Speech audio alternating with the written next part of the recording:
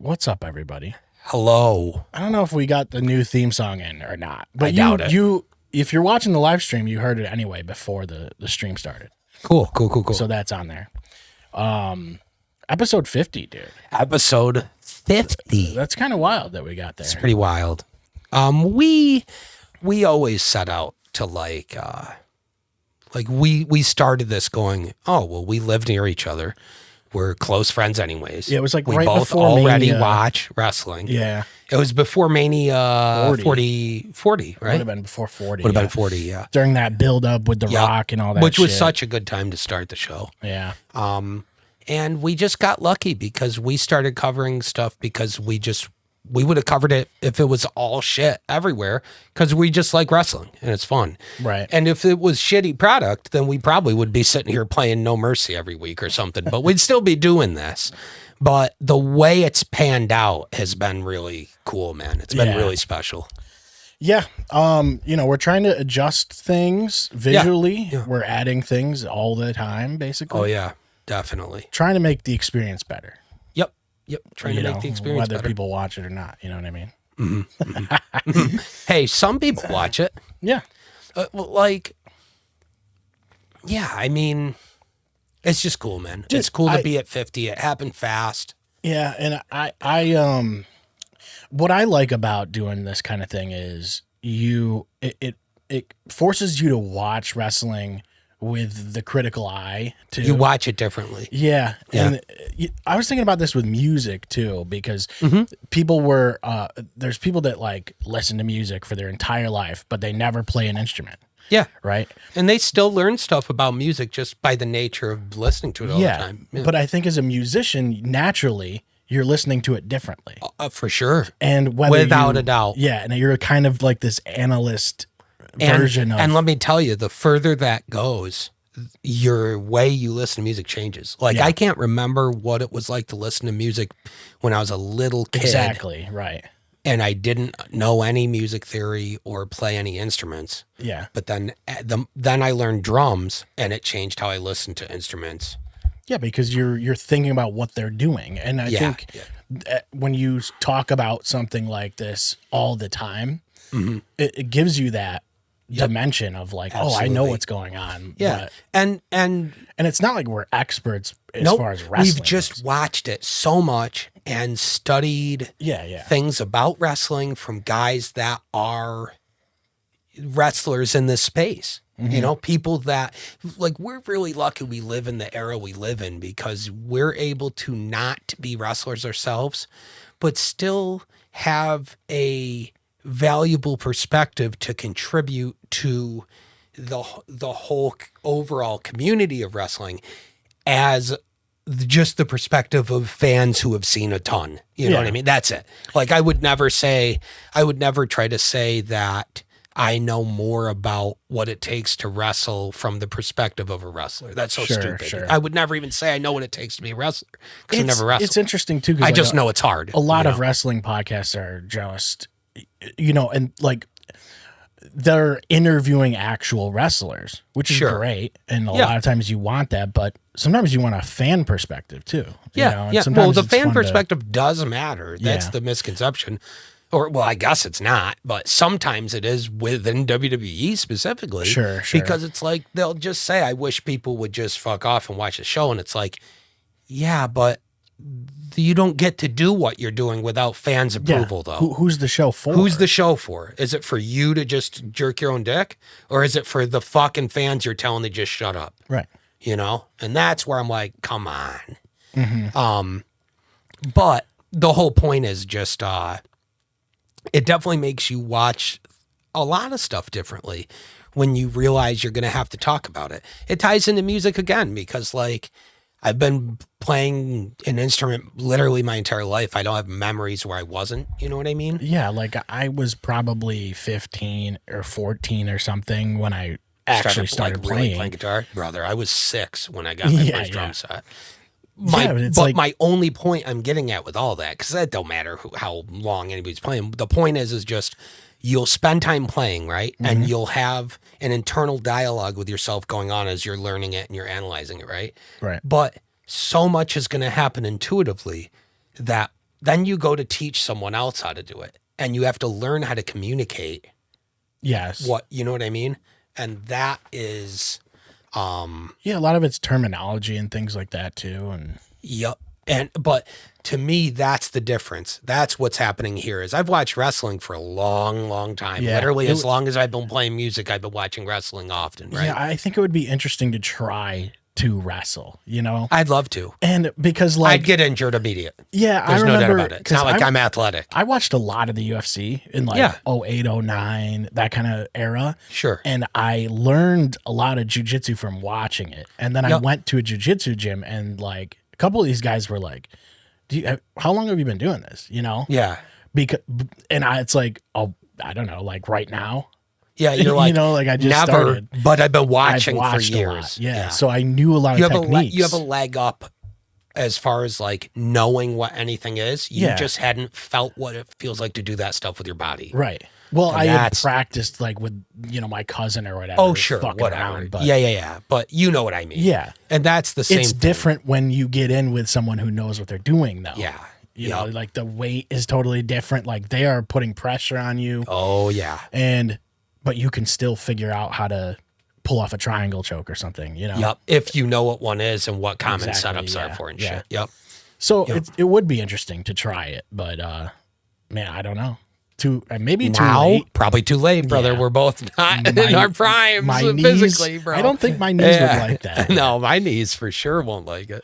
With all that being said, if it's your first time here, welcome. We do this live every 2 weeks. And we, just chat about what has happened over that amount of time. And sometimes that's tough.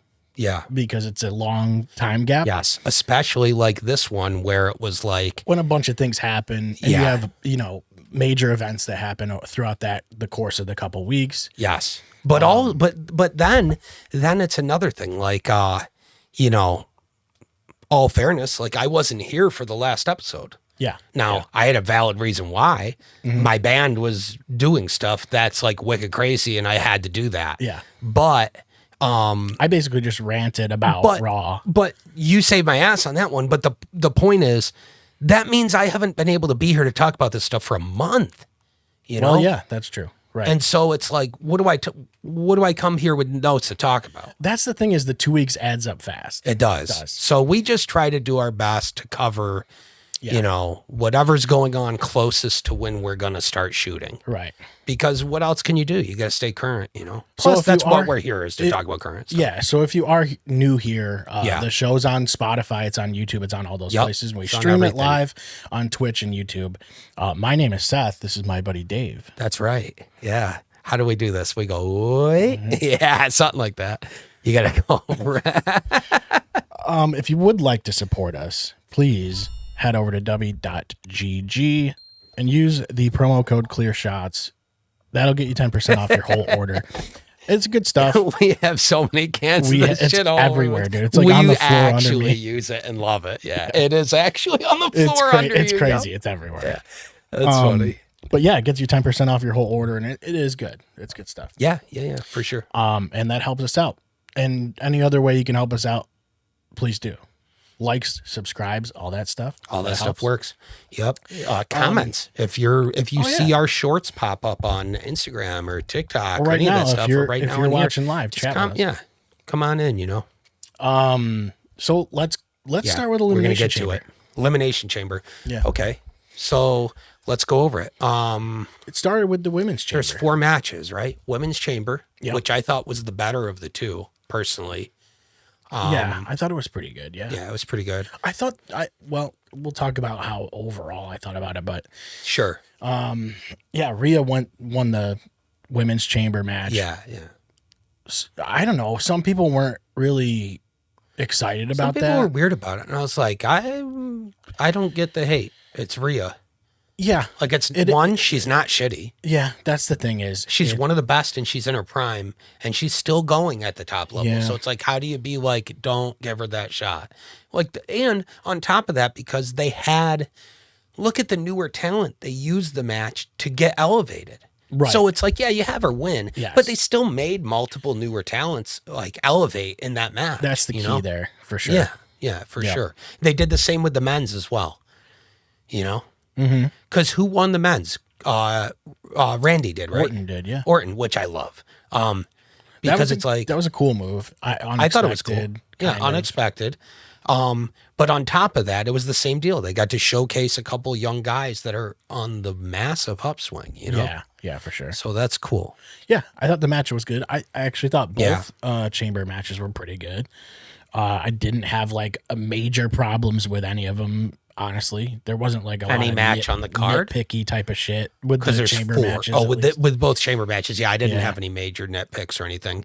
I didn't think they were the best chamber matches that have ever happened or anything. No. They were just solid. They were, as a lot of guys will say, they were good pieces of business. Like they did everything they needed to do. They accomplished all the setups they were looking for. Yeah, they built feuds out of it and shit. Like it was all good. I'll say they put the right guys in the matches though. Me too. Yeah, I think so. Guy and girl, yeah. I think Logan being in that was a smart move. And me too. And he was sick. Yeah. He was good in it. I saw a backstage or like, extra footage of him like drawing on the chamber window there. Dude, he's always so good with that shit. He's always so good with the extras. Stick figure Kevin Owens. That's pretty funny, dude. So what were the other two matches, though? There was a women's match, right? Becky and AJ. Becky and AJ, yeah. And I felt like AJ my only two real things to say about that was, again, decent match. I had no problem with how it went. Yeah. But it started with AJ clearly being like a little rusty. You could tell she definitely is in good shape, definitely still trained. It's not like she's shitty. Yeah. But it was like, you could tell maybe there was nerves or something because it's her first singles match in so many years. But she caught up quick, and then the end half of the match was way smoother, in my opinion. Yeah, something just wasn't there. I think that whole feud was a miss for me, honestly. Yeah, I guess so. It felt weird. It didn't really carry a lot of weight, and it felt like the characters were going a little overboard with who they were. We talked about Becky. We talked about it, yeah. You know, and I love Becky, but I like the work that they're doing on social media more than the work they do on the mic live. Yeah. You know, and not that either of them are bad on the mic. They're okay, but on social media, everybody's been just crushing it. There's been so much funny shit on social media. I think the whole feud felt pedestrian to me for some reason. There wasn't anything that really made it feel like it mattered that much, you know? Sure, I agree. And it was quick. It was like they started feuding, and then instantly she goes over and gets the belt. And it's like, okay. That's what was supposed to make it matter, was the belt. But it felt like it was more about them than the belt. Yeah, I think so. I think you're right about that. I feel like the biggest, most important thing of the whole night, though, was... that's Elimination Chamber was AJ, right? AJ and Gunther? Was the third match? Or was that the pay-per-view prior? No, it was the Royal Rumble. Royal Rumble was that. Rumble, yeah, so then what was the fourth match? I'm bugging. Or third match? CM Punk. That's right. Yeah. It was Punk and Finn. Yep. Punk and Finn. I'm bugging. His entrance was cool with the Chicago Bulls, the Eye in the Sky. First off, that's the best entrance ever, just because my favorite entrance anybody's ever had is specifically the Jordan Bulls in like 1996, 97, coming out to fucking Alan Parsons. Yeah. Dude, that shit is so good. And that just like the way that they're in that arena and the lights come out as you start hearing whenever the song started, I was like, they're really doing this. And having him like just coming out of his locker room to it and like getting ready, I thought that was so sick, dude. Yeah, such a cool, and it's just a cool tribute to Chicago, you know? Yeah, dude, I still get chills hearing that song. Oh, yeah. For us as kids that grew up as children like children seeing Jordan in that era. It was like he was a god. Like you saw that shit and you're like, he's different. Yeah. That team is different than every other team in the league because they're coming out to that setup. Yeah. Like that's different. I was like 8 years old and I was still this guy just, what yeah. But yeah, so that was my favorite part from the whole pay-per-view. I'm glad you brought it up. It was literally just him doing the Chicago Bulls 90s entrance. Mm-hmm. I was like, no way. Yeah, the match wasn't bad. Match was fine. I love Finn, and we'll get to that. Mm-hmm. And then the best thing that happened, in my opinion, other than that, was Danhausen debut. Because it's gonna be perfect. Yeah. People are going to look back on this and it's going to blow them away because everybody is baked in to hate anything to do with the box just because of I said that on the last show. Yep. I was like, they have had a bad track record with boxes, bro. Yeah, boxes are terrible. Yeah. And they found the exact one guy on earth other than R-Truth who can come out of a box and he's going to get over. Yeah. There is no way around it. And sure enough, he comes out of the box. He does the most Danhausen entrance you've ever seen, dude. Comes out of a box and does his shit and a little poof of gag pyro that's trash in front of him, and then he just disappears, and you're like, "Hey!" And when I saw that, I was so hyped, and I'm going, finally, and like the crowd was booing, like, and I'm like, it's okay because he's gonna be on Raw the next day.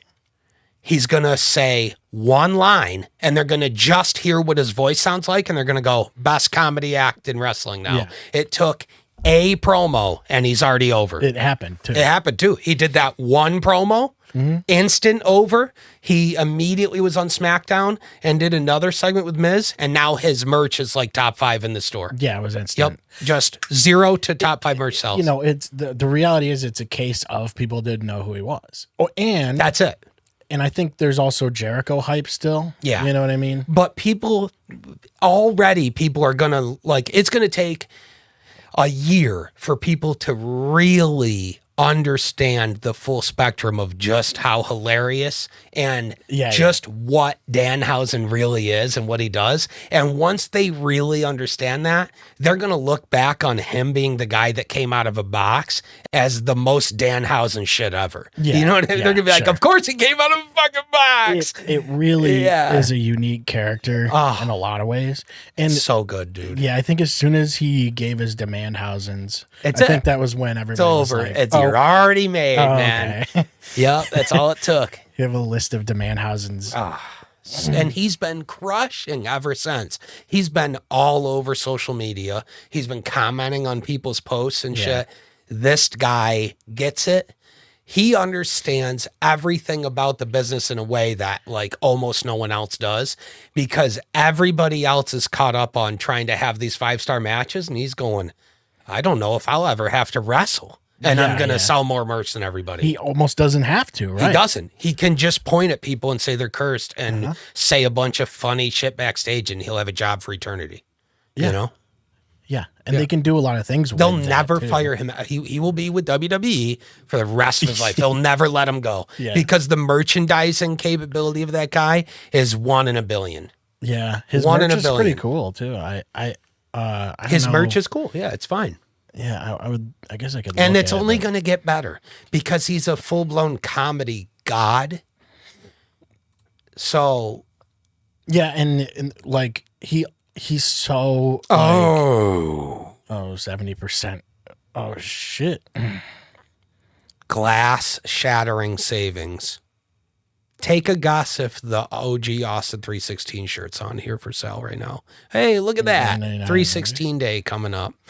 Look at that one of him with his. Look at the bottom right. Yeah, that's right. It is. I mean, the fuck fear one's cool, but the bottom right's just him pissed with his finger. That is so good, dude. That's such a random shirt. What are the cheap ones? Because that's the only thing I'm willing to pay. The coolest hat in the shop right now too. The old Nitro hat. See, this is all. $8.99 is a steal. Is that what? Yeah, that's a $25 hat for $9. Look at that cool Undertaker shirt, old school Undertaker. I thought they were gonna give me Austin shit, but there's some kind of cool. But, wait, that's not. I mean, dude, that's a good price. But they're gonna hit you with like they're gonna hit you with like $28 shipping. That looks stupid like MFT shit. It's like MJF. Dude. Yeah, that's so lame. Yeah, the In Your House hat is actually okay. sick. That's the best hat. My bad. That's the best hat in the shop. Yeah. I was actually. Is that a Larry bracelet? Oh, it's Connor's Cure. Oh, that's cool. That's also cool. They should also have the Larry bracelet though. Yeah. Look at that old school Ultimate Warrior hat. No it's way. Crazy, dude. Yeah. Oh, well, Hollywood rules, bro. Look at that. Scroll down to that. I thought they were going to show me. Keep going. Right there. Look at that. That's so stupid. Detroit 316? Why? Yeah, like what is going on? These are just shirts they've been sitting on forever. Yeah. That's the most trash shirt design possible. I just wanted to see Danhausen. Oh, they have them. I figured it would be right here, but just type in Dan. That's dude.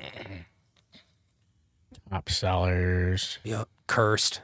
That's the shit. That's all you needed. Yeah, that's literally all he needed was that one shirt. And it came out and went, dude. $34 is crazy. And they're and a big league pillow wrestler, and it's just hand over fist all day and night, 24/7. Oh man, if it wasn't $60, I'd put one right here. Oh yeah, we'll have to throw in on it. $60 is crazy, dude. But it's not. But it's only 30 when we both pay 30. There you go.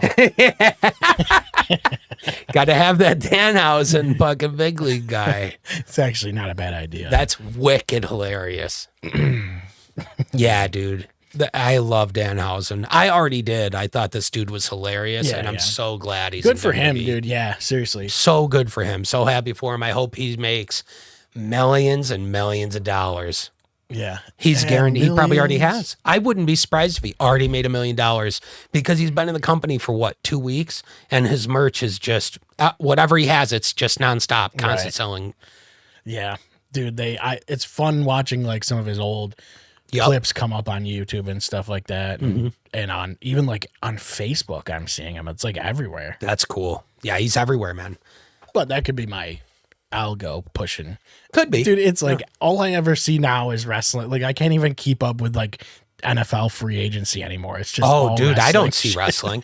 I see butt naked. You're not seeing the nudity, but you can tell they're naked, soaking wet, meth head guys just shaking and staring at the camera and shit. And then a guy with no arms, and then another soaking wet meth head guy. And I'm like, why? I never searched for it one time. My algorithm is destroyed. And you know whose fault it is? It's fucking Wes's fault. Yeah, he does. Wes sends me the most shot shit.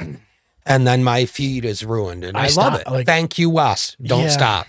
He does that, and then I go through my Instagram, and it's just like he's got like 70 messages sent to me, and I'm like, they're all there's no way I can watch all guys, deformed guys, weird singing guys. You know what I mean? Like I love it. I get a lot of incidents too, like people breaking bones and fights and shit. Of like course. Yeah. But wrestling is plenty of my feed. So much wrestling and good. Yeah, I mean, not complaining. That's fine. Sometimes the problem is it spoils some shit for me. That is a problem. Is watching WWE and you're like, oh, I have to watch it tomorrow. Don't spoil it for me. You know, I usually do too. And then I go, hope I don't get it spoiled. And I happen to turn on social media while it's happening, and they go, we spoiled everything live. Oh, thanks, guys. Yep. But cool. It's good though, for one thing, because we'll talk about it later. But because I didn't get to watch Dynamite last night, and I did get to watch a match because it came up on my feed, and it was incredible, dude. What was it? It was Speedball and Kyle Fletcher, dude. It's one of the best matches I've seen like in like a long time, dude. Yeah, Speedball is incredible. It was like, and obviously Kyle Fletcher's incredible. The pacing was great, and it was creative. Like the reversals were creative, the spots were creative. Like it's things you just don't see it every day. And Kyle Fletcher, dude, he's just on fire right now. Yeah, as like a TV performer, he's just phenomenal. He's unbelievable. He's one of the best guys in AEW. But Speedball is mega underrated. That guy. Like, I would agree with that. He never got quite what he deserved. I knew he was good just by reputation. He's first, always been good, yeah. Then we started watching stuff on TNA sometimes when he was in TNA before the WWE thing. And he blew our minds. Wicked bad. And then right after that he ended up in AEW. And now, dude, people are gonna learn. And with matches like he just had with Kyle Fletcher, they're learning it's already. It's a match you have to watch. Yeah. It was from last You night's have Dynamite. to watch it. There's always one match on a Dynamite. Like every time, that's the difference. Yeah. WWE has wrestlers that are characters that you like to follow. You get attached to the characters, right? Almost like watching a TV show. Yeah. Even if the matches aren't 5-star, it doesn't have to be. It doesn't have to be, but the stories will be very thick and you're following characters, right? AEW, there will be characters you follow as well. But aside from characters you follow, there's always like one match every show that you just gotta see because of just the match that took place in the ring. Yeah. I agree. And the week before that. And that sometimes happens in WWE, but it like always happens in AEW. It's every week. Yeah. It's every fucking week. The week before that, they opened the show with a world title match. And so this one was interesting because you know that you got MJF and Hangman coming up. So you have MJF defend the title in the first match of the show. Against Kevin Knight. And it's interesting because as a fan, you're like, okay, well, they're definitely going to let, Kevin Knight's going to lose. Yeah, sure. But what's really interesting about it is you can just say, no, he's not, Yeah.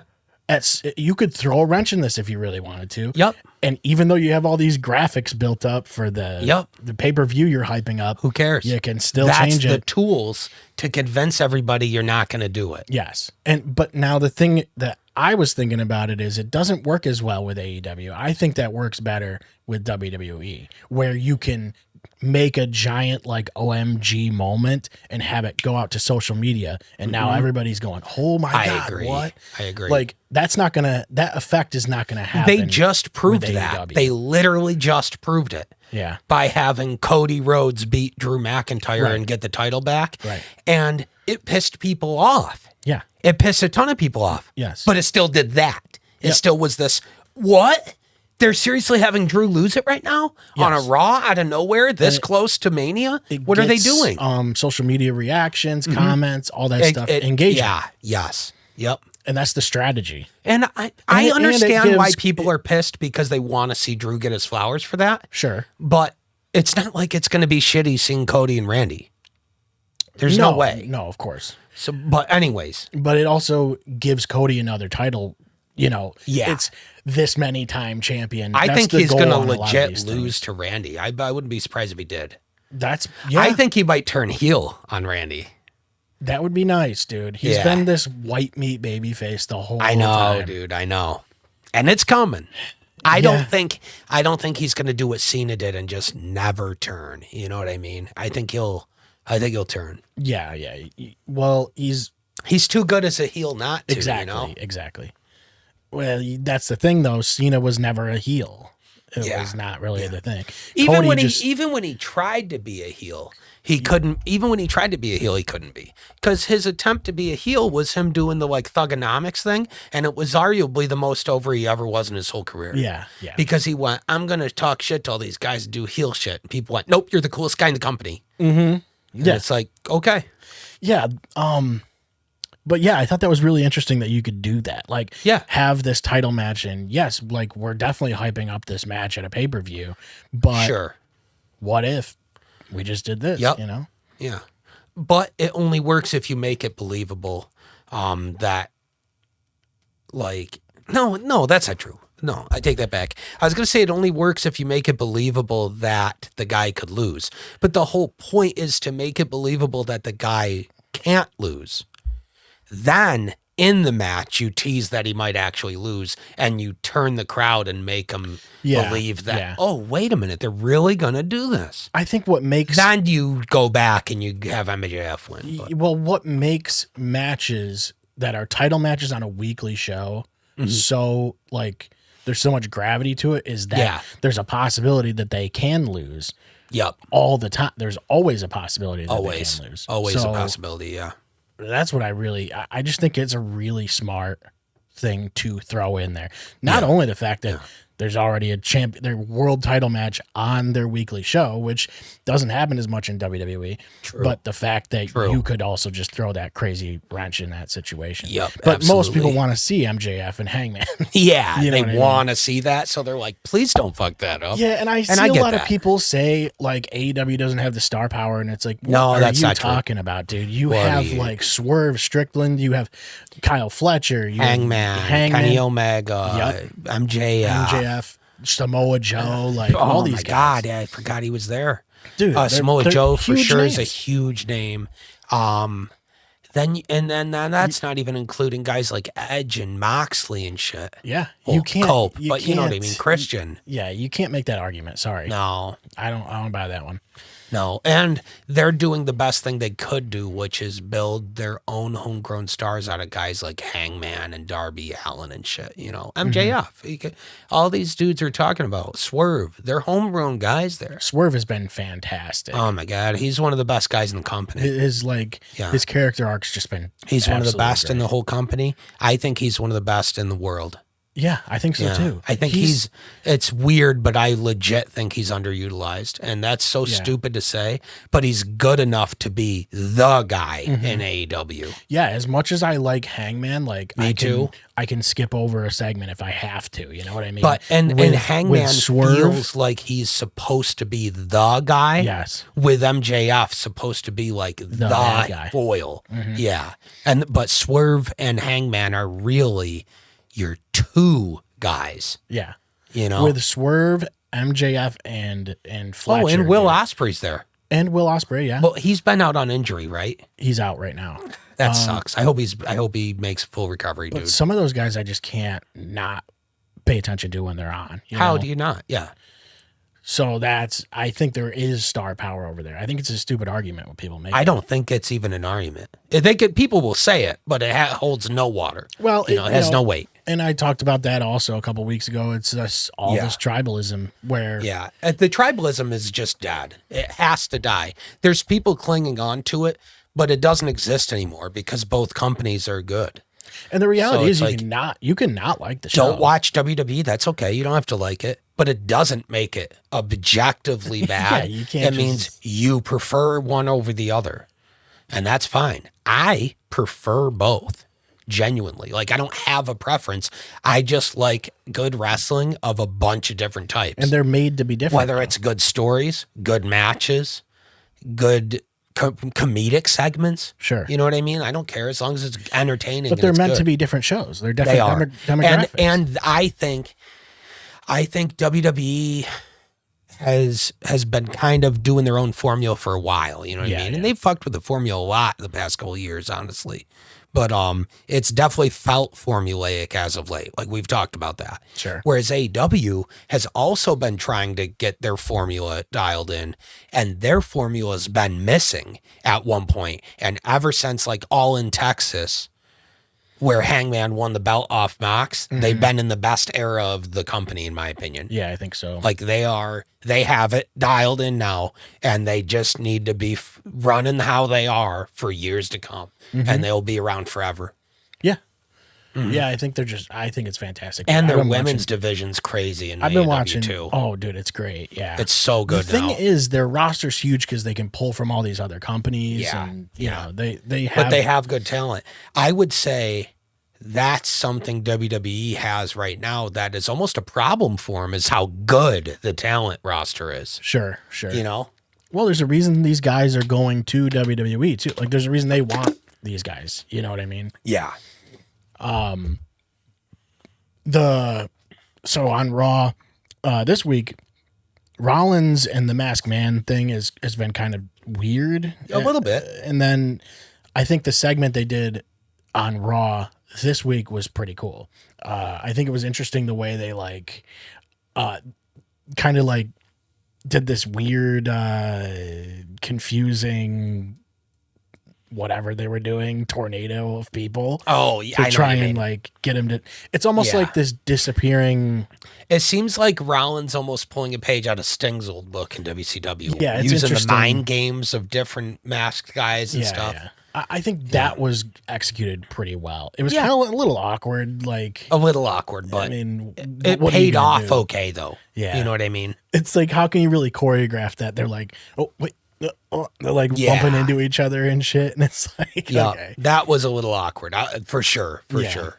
But yeah, I think that like ultimately the whole thing it was a little weird until you kind of now understand where it was going.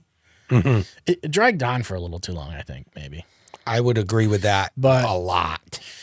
Yeah, and it's weird, dude. I'm surprised nobody like went into a Raw with just black pants and a black hoodie and just jumped and just got in on it. Why would you not? Yeah, just have the ski mask in like the hoodie pocket. They'll be like, "Are you the guy?" And you go, "Yeah," and you get in. You know what I mean? You just lie and go, "Yeah." I'm with talent relations. Yep. Yeah, I'm with Rollins. Yeah, dude. I think it's a bunch of guys that Rollins knows, like, you know, it's talent from his school. Sure. And shit, I think that's what it is. Well, that one guy that they unmasked was like, he did a bunch of like research to find out who the guy was. Yep. It's so funny too. They just like unmasked random guy. And smart guy. Yeah. That's so funny. Oh dude. My God. It's just like, okay. I don't know what you have left. I was just going to talk about Raw a little bit. Here's why I say that, though. If we're going to talk about Raw, do you just want to get right into it? I don't know. Like the big thing? Ben. Well, we'll go to that. Well, I got we'll one save more it. We'll save it. Yeah, go for it. Because before that, there was a gauntlet match. Yes. I thought that was pretty cool. You don't see gauntlet matches too much anymore. And when you do, sometimes they feel a little dragged out. Yeah. Like, why are you doing this? But this one was good, I thought. It was Lyra and Io that started. Yes. As much as I like Lyra, she felt really... There's something missing right now with her, and I don't know what it is. She felt like she was questioning herself a lot, like slowing down on her runs to the ropes. Like, I don't know if she was out of position for something. When she was feuding with Becky, that was the best stuff she had done. Yeah. I thought her feud with Becky was really elevating her, but then she started the I don't know what's going on with Bayley. It feels like they're abandoning the whole Bayley losing her mind thing. They completely did, yeah. Like, they completely abandoned that. And now Lyra's just, because of it, Lyra almost feels like she's lost. Right. Yeah, she's uncertain. Right, because they took away the only storyline she was the story they were giving her a part of. Yeah. And then they went, it's not working. Fuck that. Which is intelligent. That's what you do. Like, if they were seeing things behind the scenes to give them the idea that the stuff with Bayley wasn't working, that's what you do is you go, let's act like that never happened. And you just go. And people will tell funny stories about it years from now. But the fans are going to be way happier if we don't do this. Yeah. And that's correct. I just felt like she seemed unsure of herself in the ring this week for some reason. I agree. And again, I think I hope she's good. And I think that I'm wondering if she's like just confidence hit or something. Yeah. The thing that so her theme song, right? Mm-hmm. They developed this whole theme song, obviously with crowd participation in mind, but it doesn't seem like the crowd ever resonates with the crowd. Like they don't seem to grasp the cues in the music. And so it's very hard for her to get this music to kind of grab onto the audience for some reason. Yeah. And I don't know if she needs to change it or what, but I think she could use some kind of refresh maybe. She could use a refresh, yeah. That's what I think anyways. I feel like it's really frustrating because I'm like, all right, are they going to do the woos at the right time? because like the crowd just never can figure it out. No. And I think it was I don't know if it's a musical design issue or what the problem there is. Could be. Something's not connecting. Yeah, it just isn't. And because the crowd wants to do it because they do like Lyra. You know what I mean? That's the thing is it doesn't seem like the crowd has turned on her. She's still in good crowd favor because she's good. Like, it's not like we don't know she can go and she can talk and stuff. She's a likable character, too. That's right. She just seems like she's in lost territory right now, and she's just trying to figure out. It feels like they have nothing for her, so they're just putting her in stuff. Yeah. And this week that's got to get frustrating. The whole thing for me with her this week, it just felt like, it's like when you're watching a video and the audio is a little bit behind. You know what I mean? Yeah. It just felt like it was out of sync. What is off about this? Yeah. Yeah. And yeah, it just made me think about it, and it just kind of sucked to see. Agreed. Because again, I like Lyra. Mm-hmm. Mm-hmm. And I think she has a lot of potential, and the crowd already is behind her in some respects. It's not that she's doing anything wrong or the crowd isn't into her. There's just something that isn't something clicking. behind the scenes. They're missing something with what they're doing with her. Yeah. It's not on her. And that's the hardest adjustment to make, I think. How? Because how do you convince them to go a new direction with you and use you in a different way that will help you be a bigger star for them? Yeah. If they've already decided where they want you to be in the roster. I think it's easier when you have someone who you can completely reform their gimmick. Whereas I think it's much harder when you look at Naomi. A slight adjustment. You know what I mean? Look what happened with Naomi. Exactly. The best run she had of her whole career was when she went heel and switched her gimmick up. Right. And then she started getting cheered as a heel because it was so badass what she was doing. She was so much better once she made that character change that she became a babyface again without changing anything she was doing. People would just organically start cheering her because she was hard. Yeah. She was just, her character got cool. And she started being funny and hard and saying badass shit and laughing in people's faces when they say stupid shit. And it was unfortunate. It was more real that she had to go out, But to be fair, the reason she went out is because she's having a baby, and that's fine. Yeah, that's cool. It just sucks that you're on this upswing. Yeah. And it looks really good. She did get a good run out of it, though. Mm-hmm. And when she comes back, she'll be picking up where she left off. Because she got a good run out of it. When she comes back, it's going to be so epic. She'll hit the ground running for sure. Yeah. I think she became a made woman with her last run. Yeah. Yeah. But yeah, I just feel like it's harder to make a small tweak than it is to do something like that, to reform somebody, like to entirely do that. Because you're already kind of on the right track, but it's just harder to kind of nudge yourself back on it, But yeah, Judgment Day, dude. We're there. So we've been talking about it for a long time. How like someday they're gonna, and yeah, that's not to say we're on some fucking edge or something. No, everybody's been saying, when are they going to pull the trigger on this thing? And they've teased it a bunch, and then they don't do it. And then they tease it, and they don't do it. And now we know it was worth the wait because the way it went down was sick. Yes. The way it went down was sick. The fact that it's been Finn getting back in his head what he really is as a main event level guy. Yeah. And the fact that the company's behind him enough to tell the story of Finn being a main event level guy means they see him as that. Well, they've been putting him in main event matches. Yeah. Right? Marquee matches. So marquee matches you understand, for the WWE title and you shit. You kind of got the feeling that it was gonna start. Something was going to pull him away from Judgment Day soon. But having it be him finding his mojo again as a main event level guy was the coolest fucking way to do it. Yeah. You have him start to go, what am I doing with these bozos? Yeah. And then he decides to attack Dom. Mm-hmm. And he hits him with the fucking Pele kick or whatever it is. Yep. And then they all go, oh, he's going to attack us? He's out. Fuck that. And they all jump him. And it makes so much sense, too, because now they can turn around and feud with Finn, right? And we can get Dom versus Finn. But they can do it in a way where they still can claim they're not the bad guys. Right. because they can go, he attacked me. Yeah. What are you talking about? Right. You turn on us, we all take you out. Yeah, we're family, and we wanted him to be family, and he attacked me. Yes, this was the right way to do it. And then Finn can turn around and go, fuck that. Exactly. You know? He wins out. You know, they both win out. They all sides win. Right. Yeah. But to have McDonough turn on Finn was nuts. Yeah, that was I loved it, though. Because it just showed. He's like, dude, I worked my ass off to be part of this family. He's loyal to the Judgment Day. And now you're going to turn on us? Fuck you, dude. And that's kind of been the theme with Judgment Day. It's like, we are Judgment Day. This is what it is. Like, this is what we do. Loyal to the faction. To the Judgment Day. Right. Yep.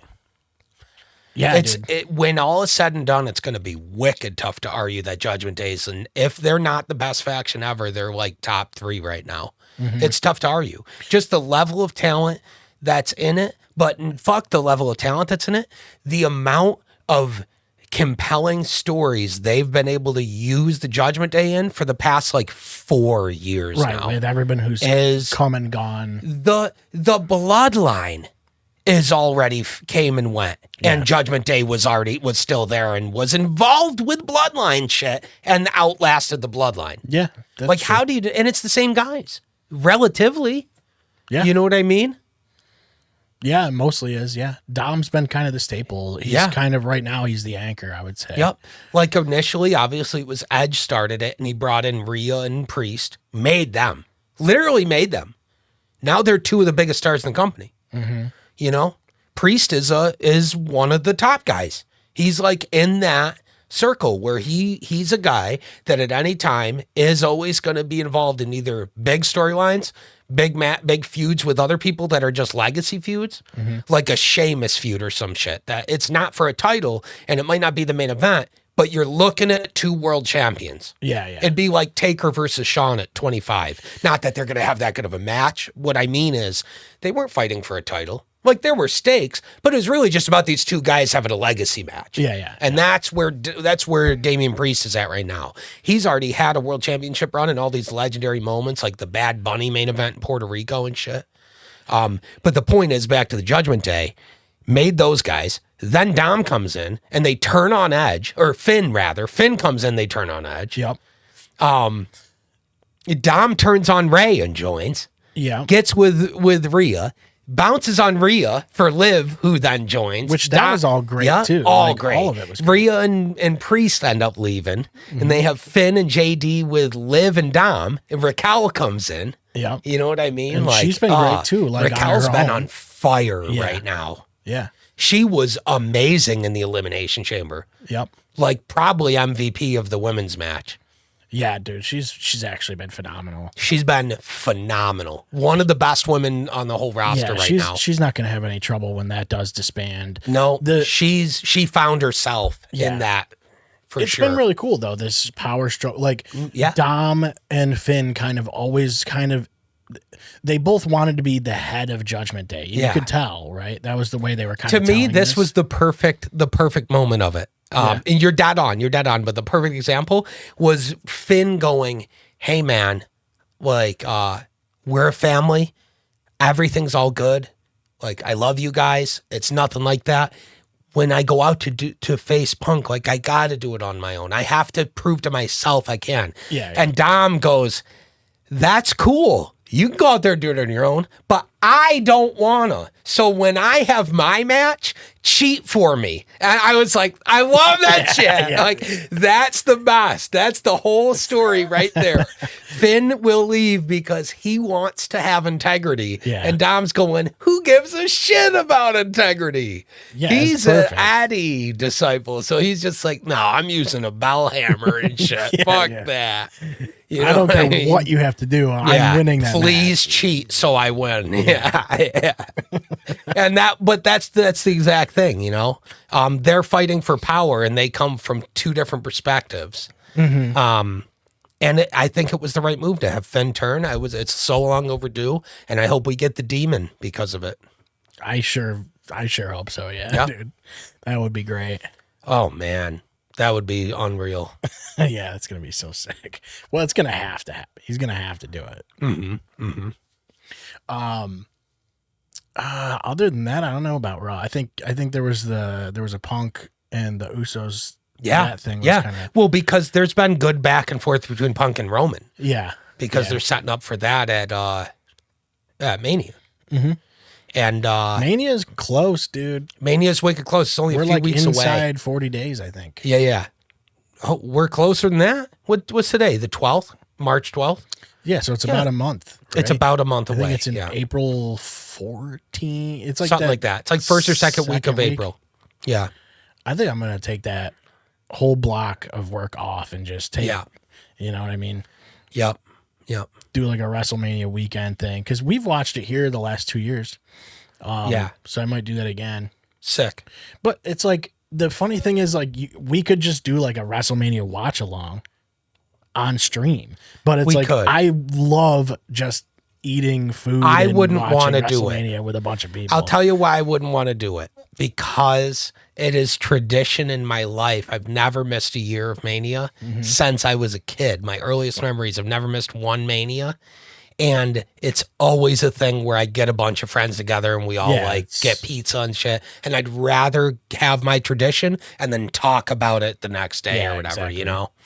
And that we can do for sure. That we will do. We're going to have to do that. Yeah. For Mania, every year we're doing that. Yeah. No question, no exceptions, you know? Yep. Yeah, dude, I'm a little bit more excited than I was last year. Last year's... I agree. I'm more excited for this year because it feels like a true mix-up of everything, whereas 41 didn't. It just felt like they didn't know what to do after 40. It felt directionless for some reason. Also, here's why. Well, Paul Heyman was on. We already talked about this, too, because we were saying last year for Cena took over the whole year and hijacked all the stories. Not in a negative way. Yeah. We were all paying tribute to the GOAT. That's what it was. And now he's gone, and we have fresh shit going on. It was all really retirement tour shit. Yeah, yep. But Heyman was on talking about how he's like, I've been the guy talking about how we need to look at WrestleMania Saudi Arabia. Like that, we need to be booking WrestleMania Saudi Arabia because if you book that show, the WrestleMania this year is easy to book. And he's right. Yeah. Because you got to know, if you know what's going to happen 2 years down the line, then you just have to figure out how you get there. That's right. Yeah. And that's so much simpler than going. It's what they always used to do. Yeah. What do we got? Maybe we should do this. We always hear the stories that the way it used to work was Vince and his couple guys would hang out around his pool, and on a couple notebooks, they would book out the whole year from Mania to Mania. Yeah. And they would know everything that's going to happen at next year's Mania, and they would stick to that. Yeah. You know? I'm going to see if I can find that clip. I mean, it wasn't really... I love that John Moxley was on that show with Renee. It's like, so he went on a walk with his wife. Yeah, like what, dude? Cool. I mean, hey, good interview. And it's a piece of business they can use. You know what I mean? So it's like, hey, easy money. Yeah. Just get easy views because he went and took a stroll with his own wife and had a conversation he'd have anyways. Yeah, it's good for their company for sure. I know it was a short, and I can't remember if I can. I'm probably not gonna find it. Yeah, whatever. It don't matter.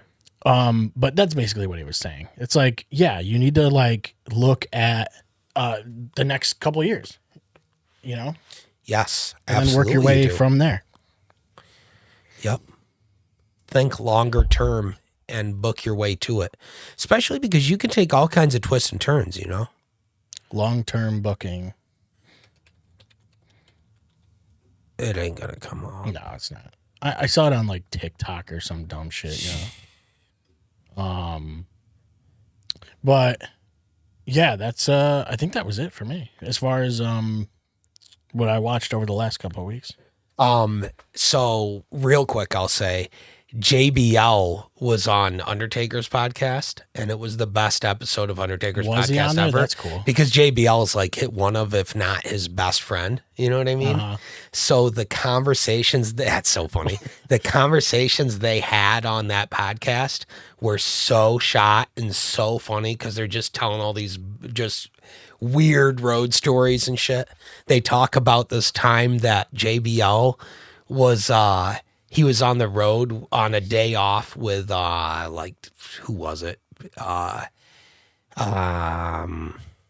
What's that dude who was Barry Windham, right? He was on the road with Barry Windham and way back in like the 80s or whatever, or like late 80s, early 90s maybe. He was on the road for some territory, and he was driving through the home state of Briscoe, wherever that was, like whatever area Gerald Briscoe's from. So he had the dude take a picture of him with a Polaroid of him pissing on the like welcome to whatever sign to send to Briscoe. And while he's doing that, of all people, by pure chance, stopped on the side of the road, the Iron Sheik drives by and stops. And he's like, what? And he said Sheik gets out of his car and it's just, he said that Sheik thinks his name is Brad Shaw. not like John Bradshaw, but Brad Shaw. So he's calling him Mr. Shaw and Brad and shit. That's hilarious. Totally worth watching that episode. I thought it was the best episode of his show yet because of the chemistry between those two guys. And I'm intentionally not spoiling that story, but there's a million wicked funny stories. Dude, that's create a wrestler type shit. Brad Shaw, dude. Yep. But I just wanted to bring it up because I was like, if you haven't seen that, you got to put it on while you're at work or something. You'll love it. You'll love it. Well, yeah, I want to talk about WWE 2K26. Yes. Because it comes out tomorrow. So if you bought like the special edition thing, you've already had access for like a week or something. But it comes out tomorrow, probably at midnight tonight. It was really... like everything I've seen is that it's actually great. The reviews have been pretty good. The coolest thing, and I think you're probably going to love it, is that there's actually ragdoll physics now. Yes. I have to have it. Yeah. Just for ragdoll physics in a wrestling game. By far the most overdue addition to a wrestling game since No Mercy. Is having just generic ragdoll physics on the guys. Now, this is what I was looking at the other day because this was actually blowing me away. Pre-order Joe Hendry pack. Yeah. Oh, well, maybe I should pre-order it then if I'm going to get it then. No way, dude. I'm going to have to do that now then. So this is really just like the way gaming is now, and it's disappointing. But I really do want to buy this game. And it sucks that I don't want to support this. Yeah. Because as we scroll down, it's going to get worse and worse. Yep. Now, this is the standard edition that comes out tomorrow. It is $69.99. $70. Okay, already kind of ridiculous. And so all you get really is just your fucking... That's the pre-order bonus. You get Joe Hendry. Yeah. And a couple who cares things, but all you wanted was Joe Hendry. You get nothing really. Yep. Besides that. King of Kings edition is the deluxe edition. Okay. That's $100. $100. And you get 4 DLC superstars. Only 4. So you get the Ringside Pass Season 1. You get your Joe Hendry pack or whatever. You get 32,000 VC, which is scum. Who cares about that? And then you get Triple H 98 and Stephanie 2000. Okay, great. Cool. Yay. Which I could just download from Community Creations or something probably. Attitude Era Edition. There's 4 editions of this game. $130 for the Attitude Era Edition. Okay, so now you're going to get everything that we already talked about. Plus, every season, 1 through 4 season. Which isn't all of them. That's 200 My Superstar attribute points, meaning they NBA 2K'd it, and you can't just do NBA 2K, scum garbage. I'm never playing that mode ever. Ever. So stop pushing it on me. It's just like Madden. Like I'm never gonna play Madden Ultimate Team, so I don't give a shit about any of that stuff. Nope. Just play franchise mode. The only basketball game I play ever again is NBA Live 2005 on an emulator. Listen to me real quick. If you see this, NBA Live 2005, play it, don't touch any sliders, except for turn the game speed down to 40% instead of 50. Actual most realistic basketball game you're ever going to play. I'm serious. Look it up. Get it. Dead serious. I'll put it on my NBA Live 2005 is the best simulation basketball game I've ever played. I'm sure I'll remember it when I play it. Yep. So then you got the biggest, baddest edition, right? This is so stupid. Monday Night War edition. Okay, $150. $150 for a single fucking game, dude. That is insane to me. Single game, and all that you're getting is characters you should fucking get anyways. Yeah. Now you get all of the season passes, 1 through 6. Now if they do 7, you don't have that. You probably got to pay for that. Now they did announce who's going to be in these packs, which is I don't care though. It's like if you're going to announce it, put them in it already. Why can't you just make a finished full game with all this shit in it for $60 and then sell it? Here's the thing. If, at the very least, give me the $60 game and then sell me a pass that goes through the entire time until the next game where I get all the DLC. Like just the characters. That's all I care about. That's it. Just tell me one pack, even if it's like $10, $15, $20 I'd even spend to get all the characters. But $150 to just hope you're getting everything is such bullshit. And they need to like update. It's 2K's standard corporate greed model. It's unbelievable, dude. Who is paying $150 for a game, dude? Like, that is crazy. You're getting up to like console territory, like price. But this is where we're at. It's a conversation not even worth having about what happens when unchecked, unregulated capitalism reaches its finish line. You get scumbag shit like this. And the reality is people are buying it though, right? Sure they are. So, because how else are they? Some people will, but guess what version's going to sell the most? The regular. Oh, I'll tell you what's going to happen. You ready, guys? This is what's going to happen because this game's on PC. So you know what's going to happen? You're going to have the standard, handful of people that are just going to buy it no matter what, right? There are kids. They're going to go, Mom, I want the $150 version. They go, anything to get you to stop talking. Yeah. You know what I mean? But then 90% of sales on all versions of this are going to be done through, guess it, deals.gg. Right. And they're going to wait until you can get one of these Monday Night War packs for $7 when no one buys it. And they go 99% off on gg.deals, you know? We got to move these keys. I will buy that version only because I want everything. And I don't pull the trigger till it's $10. Yeah. And it will be. My biggest thing is I just want to know if the And let me be real quick. I'd buy it for $60 tomorrow. If they did the correct thing morally and they sold all game content. I don't care about I just don't care about any of it, honestly. Because if I just buy the base game, that's fine for me because you can just download all this shit through. True. It's the principle for me, though. Yeah. I'm never going to support a gaming industry company that doesn't do what the only morally correct business model that's ever existed in gaming is, which is you make your game and you put as much content as you can in it in hopes to make the best game you can for the gamer. And then you sell it all to them as one package for one flat rate. And that's it. And then you just hope enough gamers like your game enough to buy it. Because that's how it's supposed to be. It's just not how it works. And now they go, find another WWE game. Oh, you can't? Watch me. I'll just play No Mercy. Yeah. I just hope that the community creations screen doesn't take forever. The way it worked last year is you have to scroll through. So you search for something and then there's a bunch of pages, hundreds of pages. Then you have to scroll through to page 4 to get the one you want. Then you download it. It takes longer than it should. Then it will boot you out and back to page 1. So now you got to load everything to page 2, load everything to page 3. And here's why it's a problem too. Because community creations aren't official roster members. And you should be able to just get the fucking official roster members included in the goddamn game. Yeah. Well, the UI, no one's gonna ever sell me I think DLC being a good thing for gaming anymore. Yeah. It's just not going to be done. I just think the community creations needs a better UI where you can like check everything you want. Yes. Download it all at once. Yes.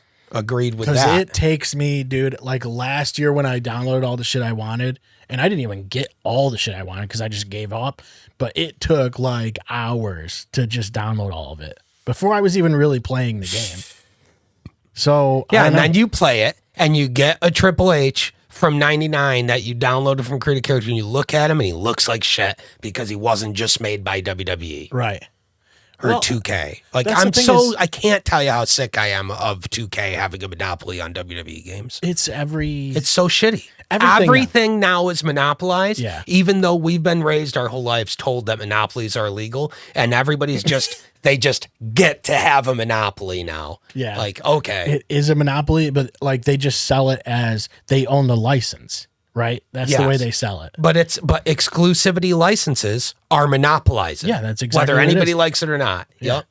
Yep. Duh. Yeah. So this is a huge bummer. I can't wait to not play this until I get it for $10 on principle. You'll probably just play it here if I get it. Yeah. But to me, it's no different than when UFC goes, our pay-per-view 70, and I go, I bet I pay that. Right. Right. You know? Yeah, and I don't know. I kind of want a new wrestling game because it's been a while since I've gotten a good one. Me too. I just want a company to be human again. Yeah, yeah. Or run by humans and just make a good finished game and then sell it. Well, we were just talking about it at work the other day, like how they can just buy a Star Wars license or whatever, put out some shit game, and then people buy it because it's the only Star Wars game. And they go, well, there's no other Star Wars games. I mean, we lucked out with Star Wars. How can anybody know that stuff like that is happening in the gaming industry and think that it's in the best interest of fans? Like, exactly, I don't get. It's like, well, to be fair, Fallen Order was awesome. When people were trying to defend like the UFC White House card, and it's like, stop doing that and ask yourself as a fan.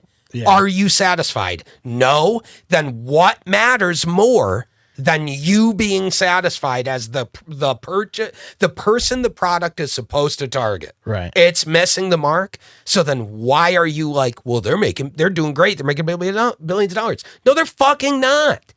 They're not doing great. They're scamming. Yeah, and it's disingenuous to act like they're not. And that's what stuff like that does, and it pisses me off. It's disingenuous to act like they're trying to do fan service, because if they actually were, they would have just made a fucking whole game as one thing and sold it to you as one game. Right. Instead of having all these VC bucks and shit. Because it isn't for the fans. It's like the corporations basically are. It's to make sure a shareholder gets his pay. It's more about that. And the second you're worried about your shareholders instead of the fans that make you get to cash checks, you lose and your company tanks. Yeah, but it's just a microcosm. It's just a matter of when. It's a microcosm of the whole company, though. It's a microcosm of corporate America right now. Yeah, that's fair. You know, it's happening in every industry. And you're watching every industry crash because of it. And they're not going to fix it and just actually look out for the regular person. They're just going to lie and swear to their shareholders they're not tanking and shit.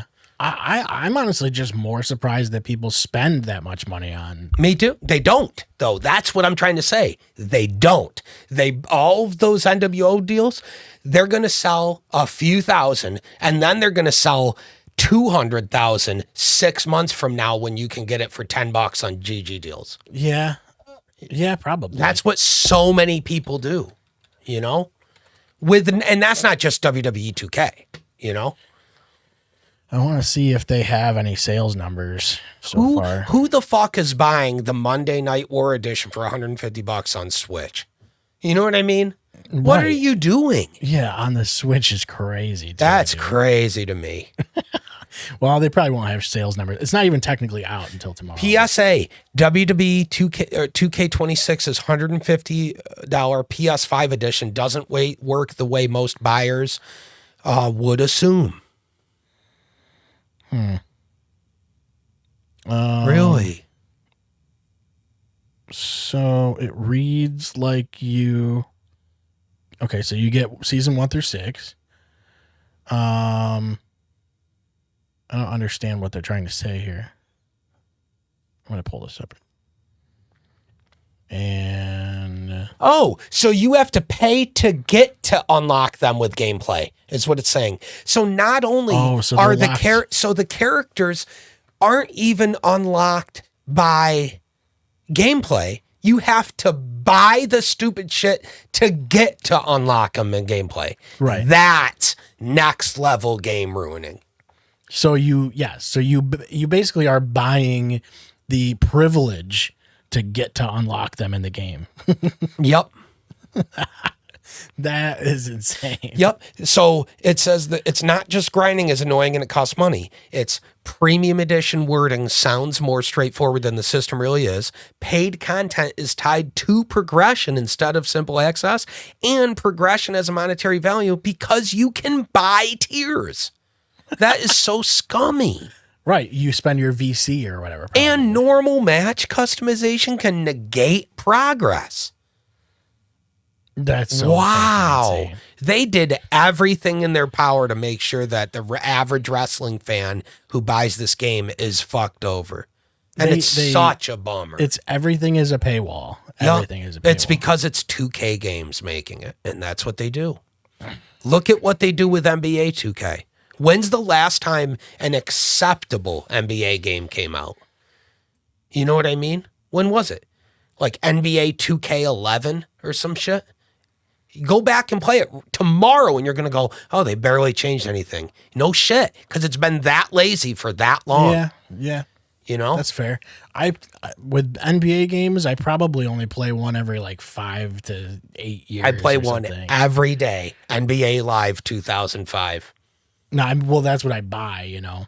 Like I bought like 23, I think. I don't buy them. I go on an emulator. Yeah. And I play NBA Street Volume 2, the objective best basketball game ever made, well universally agreed upon. And not because it's simulation. It's not simulation. NBA Street Volume 2. That's what I'm saying. NBA Street Volume 2 and NBA Live. I guess 03 and 05 are the really good ones. Yes. Madden was really good in 03 too. It was. Yep. That like kind of era was when things were really good. But that's because exclusivity licenses were illegal. It's because you had Madden and 2K going at it. And you had NBA Live and 2K going at it. Yeah. Yep. Absolutely. Yeah, with basketball games, I'll just buy one. Like I'll buy like the last I'll go back like 2 years or something. And here's where WWE used to do good back then too, is they'd put out a SmackDown versus Raw and they'd put out a competitor game of their own made by a different developer on a different console. Right. And so you'd end up with all these games like Day of Reckoning that was good. Yeah. You know, but it's completely forgotten. Well, it's not, but you know what I mean. There's a fan base for it, but it was just this non-WWE 2K game that's still a WWE game competing with the other WWE games. Right. And we don't get to have it. Part of it was the console infrastructures were different. So they couldn't really port the game. And now they don't do that because they're just like, anything they can do to be lazier and spend less money but make more money is the only focus right now. Yeah, that's so fucking insane. Yep. I cannot believe that, dude. It got worse as we read it, but like just when I read that initial article going through the prices in general, you're like, buying what? The game, I'm like, I cannot believe it's up to $149. I will have that game when it's $10 for the Monday Night War edition on GG Deals. Yeah. And it will be. It's just absolutely insane, dude. Yeah, that's crazy.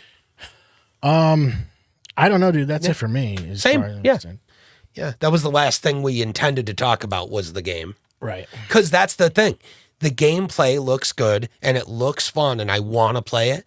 But the pricing and the real money mechanics shit is so greasy. It's tough to support it at full price on principle for me.